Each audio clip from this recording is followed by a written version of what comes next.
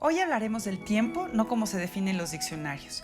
Magnitud física que permite ordenar la secuencia de los sucesos estableciendo un pasado, un presente y un futuro. No. Vamos a hablar del tiempo como la cualidad.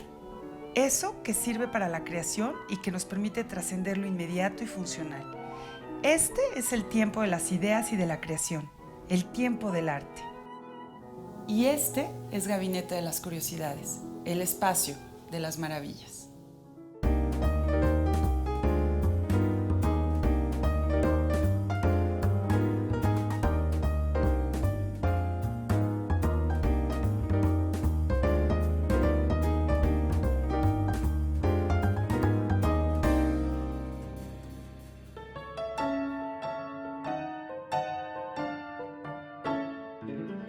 La colonia Roma fue al inicio del siglo XX un espacio residencial de gente adinerada de la Ciudad de México. Sus mansiones estilo francés fueron con el tiempo diluyéndose en otros estilos arquitectónicos. Hoy es el sitio que alberga una gran cantidad de galerías, centros culturales y rincones llenos de curiosidades y creatividad, como este, llamado Viriatos, donde se viaja y aprecia el paso del tiempo. Como sucede en las notas de una melodía, la conciencia se manifiesta en multiplicidad cualitativa.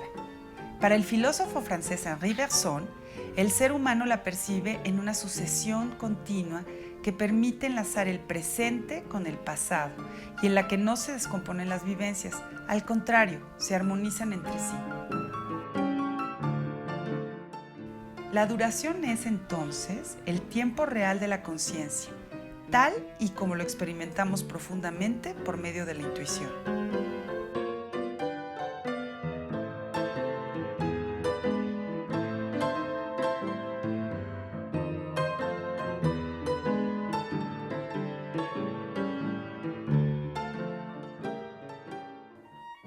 El tiempo ha permitido que el ser humano habite los espacios y los vaya diferenciando. La magia, la religión y el arte han ido estableciendo su propio ámbito en el que se eligen elementos que van significando. Con el tiempo, estos elementos devienen símbolos. Y estos símbolos en su conjunto hablan del tiempo mismo y nos permiten ubicar ciertas medidas dependiendo de la utilización. Durante los siglos XVI y XVII hubo una enorme afición por parte de ciertos personajes por demás sofisticados, adinerados y muy cultos, y cuya curiosidad era insaciable. Así fue como se inició la idea de adquirir un montón de objetos que alguna vez habían significado algo para alguna cultura en un lugar lejano y que simbolizaban algún valor. Con el tiempo, el interés cambió y empezó a concentrarse en asuntos mucho más específicos, como la idea del cuerpo humano, la medida del tiempo, la naturaleza y la formación del mundo. Estos objetos se fueron clasificando según su interés en animalia, vegetalia y mineralia, y a los espacios se les llamó gabinetes, gabinetes de las curiosidades.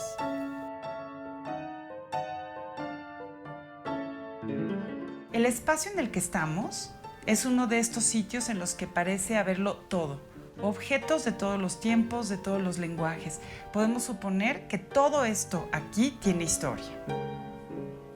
Bueno, este proyecto que se llama Viriatus, que es nuestro nombre, los dos nos llamamos Viriato en latín, surgió de una pasión básicamente de Ernesto, mi hermano. Él, desde niño yo recuerdo que era un apasionado de las antigüedades y del coleccionismo. Y era, creo que, el único que respetaba lo que había en casa de mi abuela cuando se vació esa gran casa que se vendió. Y él recopiló y recuperó muchas cosas que se habían ido a la basura o que nadie les había dado el valor. Y me fui contagiando poco a poco de esa emoción y de ese respeto por lo antiguo, por lo vintage, por los recuerdos, por la nostalgia. Y así surgió Viriatus. ¿A qué debemos eso? Los objetos tienen una energía porque nos cuentan historias, porque nos hablan de la memoria, nos hablan de gente que los ha tenido. El otro día me acuerdo que me estaban contando de algo de María Félix. En fin, puedes encontrar incluso hasta la vida de personajes que nos son familiares ya por su historia. Los puedes encontrar reflejados en los objetos. Eso les da como una carga distinta. ¿Cómo convives tú con los objetos? Bueno, yo recupero o rescato los objetos que voy encontrando y es solo feeling, o sea, si yo encuentro algo que me gusta estéticamente, lo recupero, pero también he encontrado otros caminos que ha sido el de conocer la historia del objeto. Y es donde yo me doy cuenta de que a lo mejor esto era una pieza que perteneció al abuelito que era amigo de Porfirio Díaz o cosas así que hacen que yo recupere ese objeto, además por el valor estético, por otros valores como el histórico o el anecdótico, ¿no? Entonces, en nuestra tienda tenemos esos dos vertientes, ¿no? Objetos que solo son recuperados por su estética y por gusto y los que tienen alguna historia que contar. ¿Cuál es la diferencia entre un objeto viejo, es decir, algo que podemos desechar y tirar a la basura, y un objeto antiguo? ¿Cómo lo podrían definir esa diferencia? Bueno, hay diferentes criterios, pero un criterio que se ha generalizado es que se considera antiguo todo aquello que tiene más de 100 años. Okay. Vintage, lo que tiene menos de 100 años, y pues ya se empieza a considerar vintage lo que es de los años 80, un poco lo que nosotros, bueno, yo. O sea, yo soy vintage. Ya somos vintage, ya yo somos también. Vintage, okay. Entonces, ese es como el consenso. ¿Y qué se considera como de un valor artístico o no? Yo creo que es muy subjetivo. Yo creo que es el valor que tú le das a las piezas. Y yo creo que en Viriatus lo que tú encuentras, y yo le doy dos tipos de valores a nuestras cosas. El valor económico por sí mismo que tiene el objeto, y otro es el valor estético y emocional sobre todo.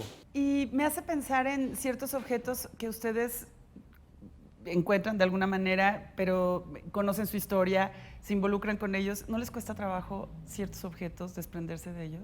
Sí, definitivamente es algo que, especialmente yo, que soy el coleccionista nato, he tenido que trabajar el desprendimiento, porque hay todo lo que ven aquí ha sido comprado por mí y porque me gusta, ¿no? Entonces, pues es difícil. Hay que trabajar mucho en el desapego, ¿no? En saber soltar y saber cuando llega a manos de alguien que se emociona y que se va feliz de nuestra tienda, nosotros le llamamos que es el nuevo protagonista de la historia de ese objeto. E incluso creas un vínculo con él, ¿no? Que es claro, como una nueva relación de dónde se va el objeto. No es que te desprendas del todo. Sí, no, sabemos que se queda en algún lugar y que se va a preservar de alguna manera, porque quien lo compra lo respeta, lo quiere, lo valora.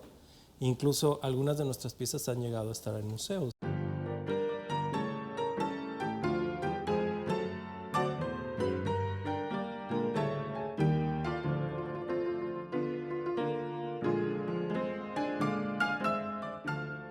En materia de memoria, Berzón considera que la memoria recoge y conserva todos los aspectos de la existencia y que es el cuerpo, y especialmente el cerebro, el medio que permite recobrar los datos, haciendo aflorar recuerdos en forma de percepciones.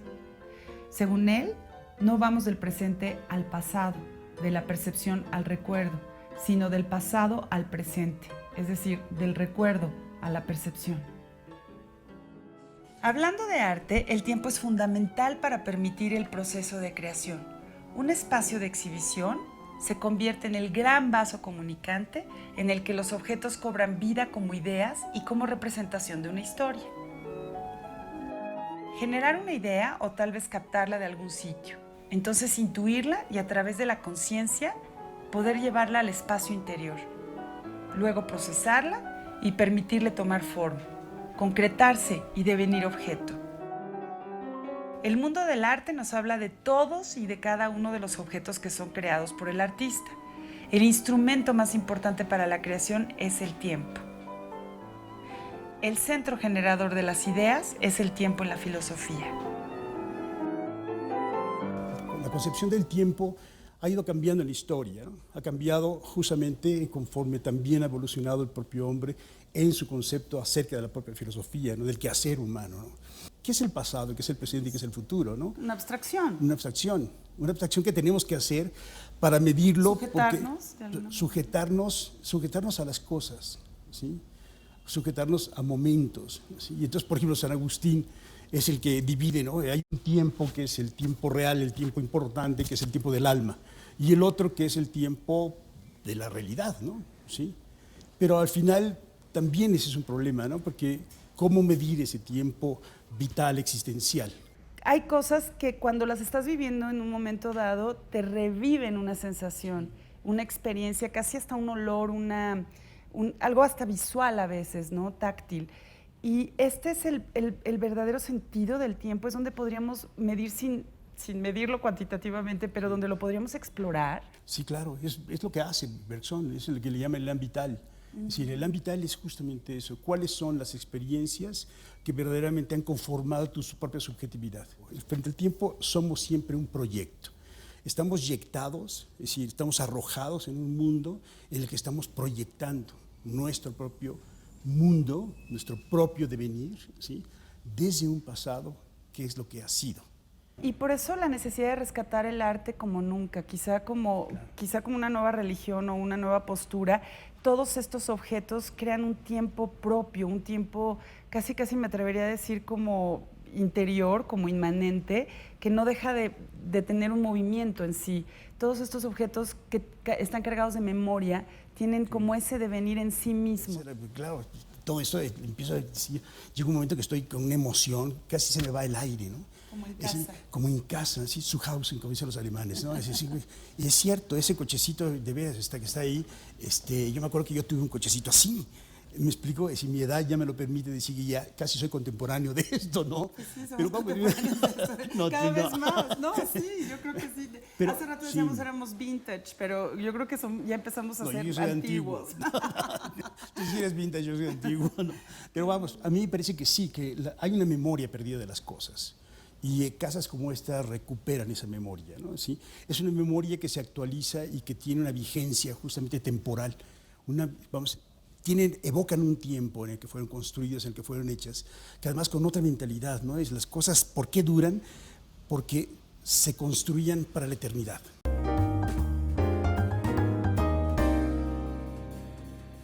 El arte ha tenido siempre una función integradora, organizativa, que se lleva a cabo a partir de la representación. Es como un reloj cuyo mecanismo funciona a la perfección.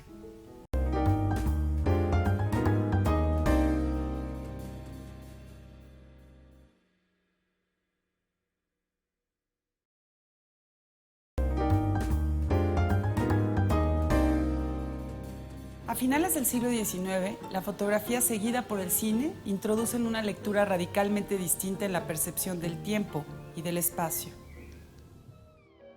Schopenhauer dice que la música constituye un capítulo aparte de las demás artes.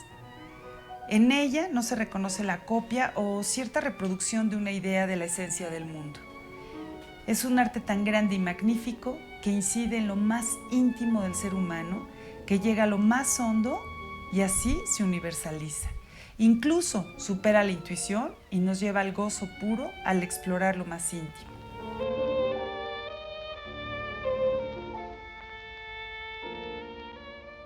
Nos metemos en los zapatos del compositor y tiene él un transcurso, una percepción del tiempo cuando idea, concibe, crea aquí arriba aquello que va a componer, que es un tiempo totalmente distinto en su materia y en su desarrollo al tiempo que se tarda en escribirlo, que normalmente, salvo gente como Mozart, como Rossini, que escribían a la velocidad que pensaban la música, es un tiempo distinto para casi todos los demás compositores, ¿sí?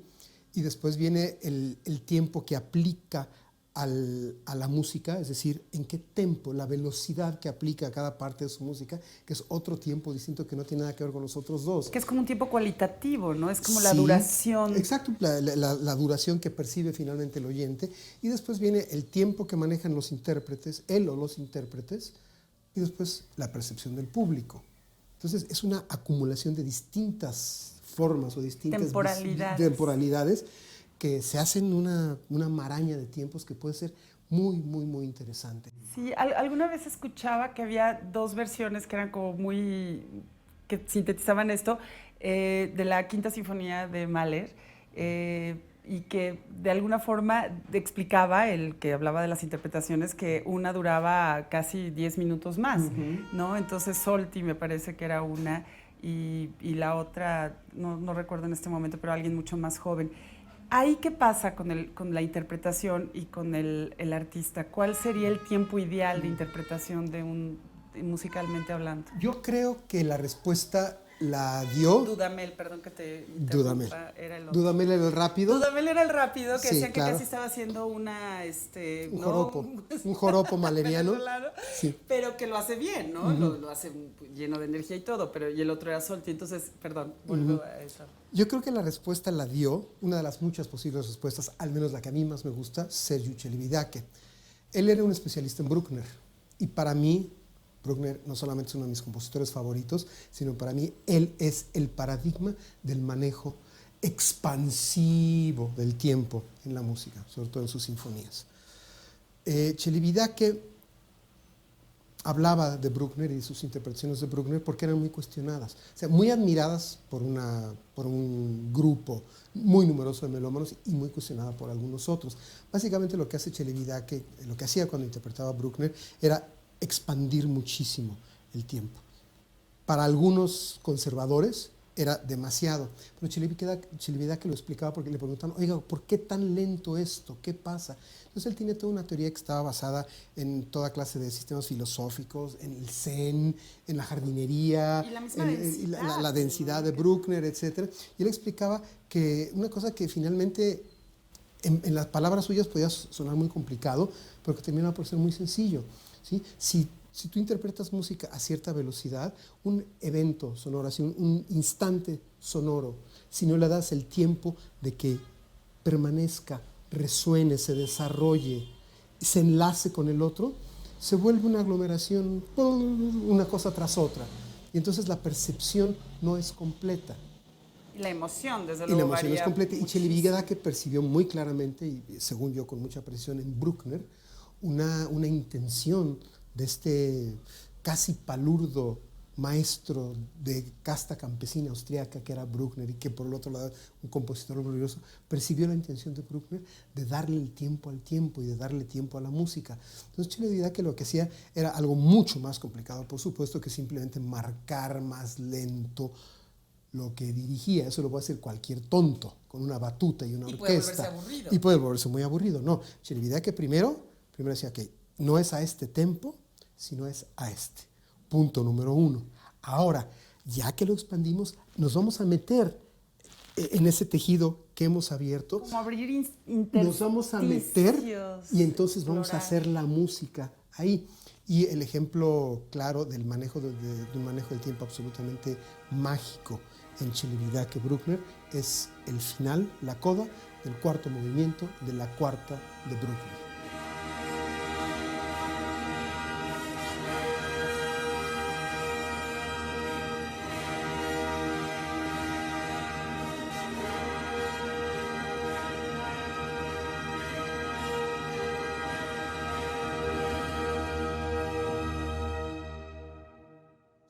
Es un prodigio. Es un prodigio. Tú escuchas ese final. Toda la sinfonía es una joya en este sentido de la expansión del tiempo. Pero escuchas ese final y yo que la conozco de memoria esa sinfonía porque es una de mis 2 o 3 obras favoritas, la primera vez que escuché la versión de Celibidache no lo creía. Creía yo conocer Te esa trasladó. obra. Y aquí hay cosas que nunca había oído y que están escritas en la partitura. O sea, Celibidache jamás le añadía de su cosecha. Pero la forma de expandir primero el tiempo y después meterse con la batuta como un microscopio e ir sacando del tejido Era como esto para acá, como esto para darle una acá. arquitectura. Oyes ese final del cuarto movimiento de la cuarta de Bruckner y es como si no lo hubieras escuchado nunca antes. Y no es nada más la lentitud. La lentitud es solamente una componente principal y además lo que hace Celibidache con ese tiempo extra, el tiempo más expandido que él mismo se da, y entonces se mete de cabeza a la partitura y a la música y al sonido y empieza a ensamblar de manera que el tejido que hace te da a ti como auditor una percepción del tiempo musical y del tiempo bruckneriano en particular totalmente diversa, y eso es fantástico. Y hay pocos directores que realmente lo saben hacer.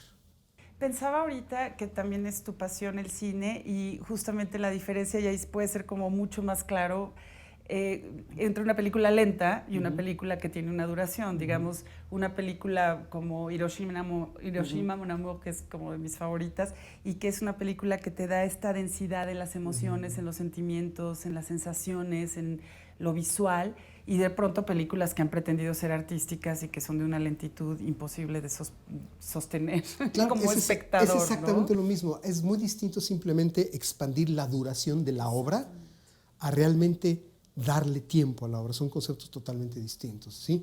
Y en la fotografía fija, justamente como no tiene la componente temporal, tú la escoges, tú la pones, tú la fijas y ahí queda. Y la sacas. Y la sacas del contexto. Y después... Y del paso del tiempo. Y después lo interesante es cuando la remiras, cuando la revisas, cuando la revisitas, la fotografía fija, si tienes frescas las condiciones y el momento y lo que te rodeaba, etcétera, tienes una percepción de un tiempo que aparentemente está congelado y es único y es inmutable, y después la del espectador.